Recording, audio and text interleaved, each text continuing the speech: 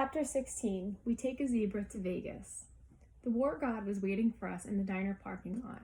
Well, well, he said, you didn't get yourself killed. You knew it was a trap, I said. Aries gave me a wicked grin. Bet that crippled blacksmith was surprised when he netted a couple of stupid kids. You look good on TV.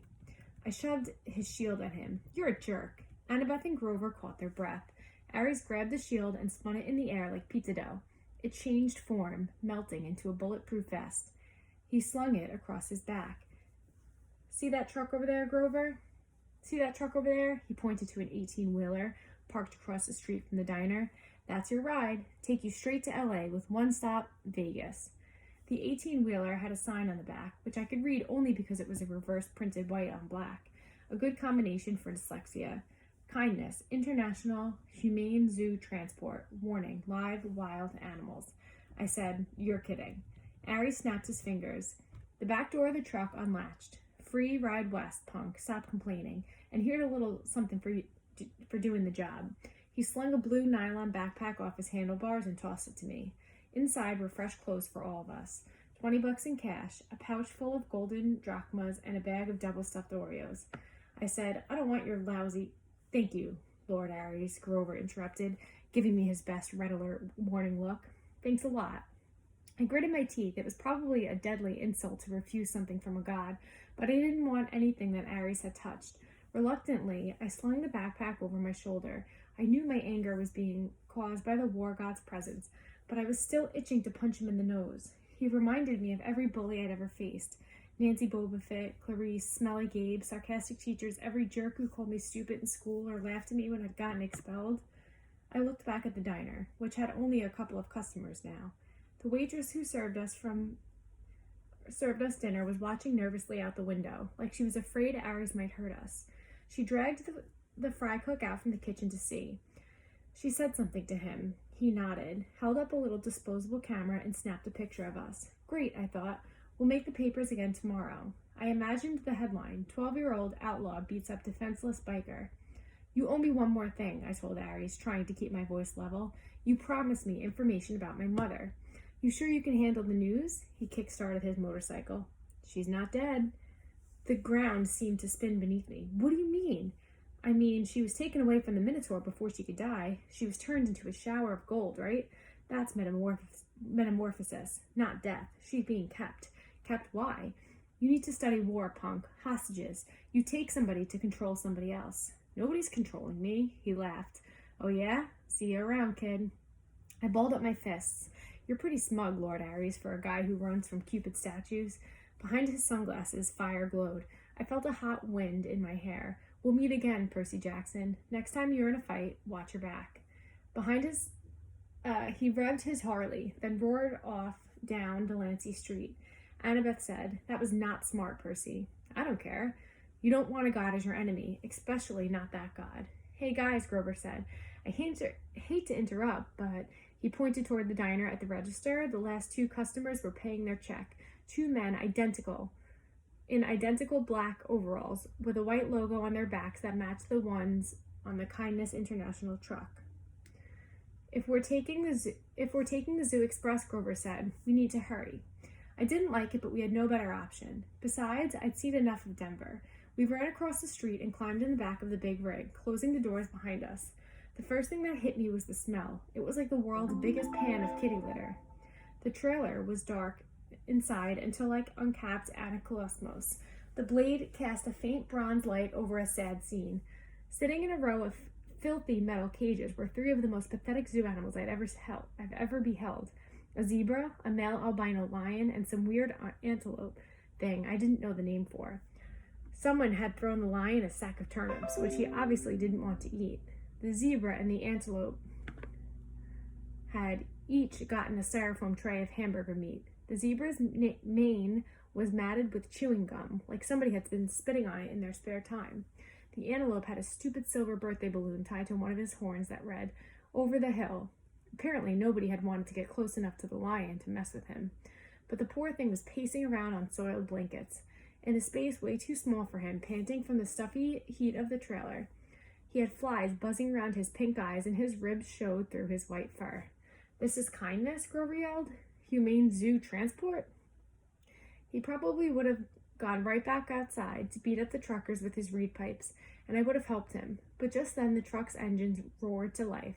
The trailer started shaking, and we were forced to sit down or fall down. We huddled in the corner on some mildewed feed sacks, trying to ignore the smell and the heat and the flies. Grover talked to the animals in a series of goat bleats, then they just stared at him sadly. Annabeth was in favor of breaking the cages and freeing them on the spot, but I pointed out it wouldn't do much good until the truck stopped moving. Besides, I had a feeling we might look a lot better to the lion than those turnips. I found a water jug and refilled their bowls, and then used Anaclusmos to drag the mismatched food out of their cages. I gave the meat to the lion and the turnips to the zebra and the antelope. Grover calmed the antelope down, while Annabeth used her knife to cut the balloon off his horn. She wanted to cut the gum out of the zebra's mane, too, but we decided that would be too risky with the truck bumping around. We told Grover to promise the animals we'd help them more in the morning. Then we settled in for the night. Grover curled up on a turnip sack. Annabeth opened her bag of double-stuffed Oreos and nibbled on one half-heartedly. I tried to cheer myself up by concentrating on the fact that we were halfway to Los Angeles, halfway to our destination. It was only June 14th. The solstice wasn't until the 21st. We could make it in plenty of time. On the other hand, I had no idea what to expect next. The gods kept toying with me. At least Hephaestus had the decency to be honest about it. He'd put up cameras and advertise me as entertainment. But even when the cameras weren't rolling, I had a feeling my quest was being watched. I was a source of amusement for the gods. Hey, Annabeth said. I'm sorry for freaking out back at the water park, Percy. That's okay. It's just... She shrugged. Spiders. Because of the Arachne story, I guessed. She got turned into a spider for challenging your mom to a weaving contest, right? Annabeth nodded.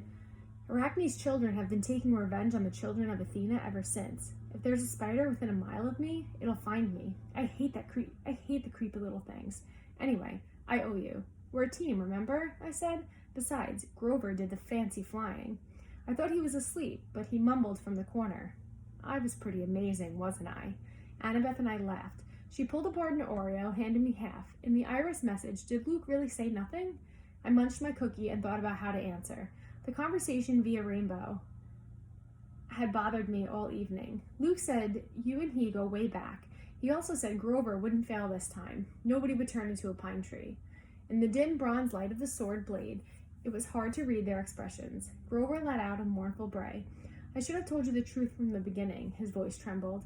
I thought if you knew what a failure I was, you wouldn't want me along. You were the satyr who tried to rescue Thalia, the daughter of Zeus. He nodded gloomily. And the other two half-bloods Thalia befriended, the ones who got safely to camp? I looked at Annabeth. That was you and Luke, wasn't it? She put down her Oreo uneaten. Like you said, Percy, a 7-year-old half-blood wouldn't have made it very far alone. Athena guided me toward help. Thalia was 12. Luke was 14. They'd both run away from home, like me. They were happy to take me with them. They were amazing monster fighters, even without training. We traveled north from Virginia without any real plans, fending off monsters for about 2 weeks before Grover found us. I was supposed to escort Thalia to camp, he said, sniffling. Only Thalia. I had strict orders from Chiron. Don't do anything that would slow down the rescue. We knew Hades was after her. But I just couldn't leave Luke and Annabelle by themselves, I thought. I thought I could lead all 3 of them to safety. It was my fault the kindly ones caught up with us. I froze. I got scared on the way back to camp and took some wrong turns. If I'd just been a little bit quicker. Stop it, Annabeth said. No one blames you. Thalia didn't blame you either. She sacrificed herself to save us, he said miserably. Her death was my fault. The Council of Cloven Elders said so. Because you wouldn't leave the 2 other half-bloods behind? I said, that's not fair. Percy's right, Annabeth said. I wouldn't be here today if it weren't for you, Grover. Neither would Luke. We don't care what the council says. Grover kept sniffling in the dark. It's just my luck. I'm the lamest satyr ever, and I find the 2 most powerful half-bloods of the century, Thalia and Percy. You're not lame, Annabeth insisted. You've got more courage than any satyr I've ever met. Name one other who would dare go to the underworld. I bet Percy's really glad you're here right now. She kicked me in the shin. Yeah, I said, which I wouldn't have even done without the kick. Which I would have done without the kick. It's not luck that you found Thalia and me, Grover. You've got the biggest heart of any satyr ever. You're a natural searcher. That's why you'll be the one who finds Pan. I heard a deep, satisfied sigh. I waited for Grover to say something, but his breathing only got heavier. When the sound turned to snoring, I'd realized he finally fell asleep. How does he do that? I marveled. I don't know, Annabeth said. But that was a really nice thing you told him. I meant it. We rode in silence for a few miles, bumping around the feed sacks. The zebras munched on a turnip. The lion licked the last of the hamburger meat off his lips and looked at me hopefully. Annabeth rubbed her necklace like she was thinking deep strategic thoughts. That pine tree bead, I said. Is that from your first year? She looked. She hadn't realized what she was doing. Yeah, she said. Every August, the counselors picked the most important event of the summer, and they painted on that year's beads. I've got Thalia's pine tree, a Greek trireme on fire, a centaur in a prom dress. Now that was a weird summer. And the college ring is your father's? That's none of your... She stopped herself. Yeah, it is. You don't have to tell me. No, it's okay. She took a shaky breath. My dad sent it to me folded up in a letter 2 summers ago. The ring was like his main keepsake from Athena. He wouldn't have gotten through his doctoral program at Harvard without her. That's a long story. Anyway, he said he wanted me to have it. He apologized for being a jerk, said he loved me and missed me. He wanted me to come home and live with him. Well, that doesn't sound so bad. Yeah, well, the problem was, I believed him. I tried to go home for that school year, but my stepmom was the same as ever. She didn't want her kids put in danger by living with a freak. Monsters attacked. We argued. Monsters attacked. We argued. I didn't even make it through winter break. I called Chiron and came right back to Camp Half-Blood. You think you'll ever try living with your dad again? She wouldn't meet my eyes. Please, I'm not into self-inflicted pain. You shouldn't just give up, I told her. You should write him a letter or something. Thanks for the advice, she said coldly. But my father's made his choice about who he wants to live with. We passed another few miles of silence. So if the gods fight, I said, will things line up the way they did with the Trojan War? Will it be Athena versus Poseidon? She put her head against the backpack Ares had given us and closed her eyes. I don't know what my mom will do. I just know I'll fight next to you. Why? Because you're my friend, seaweed brain. Any more stupid questions? I couldn't think of an answer for that. Fortunately, I didn't have to. Annabeth was asleep. I had trouble following her example, with Grover snoring and an albino lion staring hungrily at me, but eventually, I closed my eyes. My nightmare started out as something I'd dreamed a million times before. I was being forced to take a standardized test while wearing a straitjacket. All the other kids were going out to recess, and the teacher kept saying, "Come on, Percy, you're not stupid, are you? Pick up your pencil." Then, the dream strayed from the usual. I looked over at the next desk, saw a girl sitting there, also wearing a straitjacket. She was my age with unruly, black punk-style hair, dark eyeliner around her stormy green eyes, and freckles across her nose. Somehow, I knew who she was. She was Thalia, daughter of Zeus. She struggled against the straitjacket, glared at me in frustration, and snapped. Well, seaweed brain, one of us has to get out of here. She's right, my dream self thought. I'm going back to that cavern. I'm going to give Hades a piece of my mind. The straitjacket melted off of me. I fell through the classroom floor. The teacher's voice changed until it was cold and evil, echoing from the depths of a great chasm. Percy Jackson, it said. Yes, the exchange went well, I see. I was back in the dark cavern, spirits of the dead drifting around me.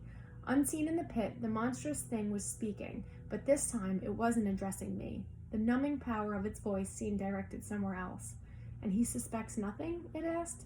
Another voice, one I almost recognized, answered at my shoulder. Nothing, my lord. He is as ignorant as the rest. I looked over, but no one was there. The speaker was invisible. Deception upon deception. The thing in the pit mused aloud. Excellent. Truly, my lord, I said to the voice next to me. Truly, my lord, said the voice next to me, you are well named the Crooked One. But was it really necessary? I could have brought you what I stole directly.